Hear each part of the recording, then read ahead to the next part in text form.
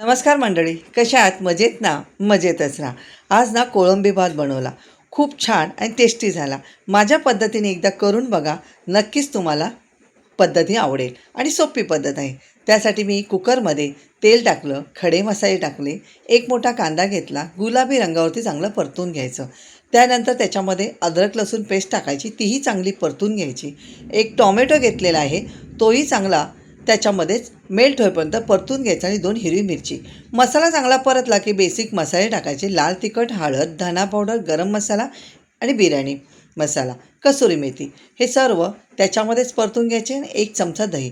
मसाला परतला चांगला तेल सुटेपर्यंत, मग त्याच्यामध्ये मी कोळंबी टाकलेली आहे. कोळंबी स्वच्छ धुवून हळद आणि अद्रक लसूण लावून 10 मिनटं ठेवून दिली होती. चवीनुसार मीठ टाकायचं आणि हे तेल सुटेपर्यंत चांगलं परतून घ्यायचं.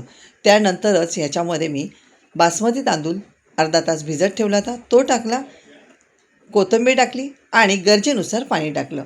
हे सर्व मिक्स केल्यानंतर उकळ येऊ द्यायची. उकळ आल्यानंतर त्याच्यामध्ये थोडंसं तूप टाकलं आणि नंतर मी हे झाकण लावून घेतलं.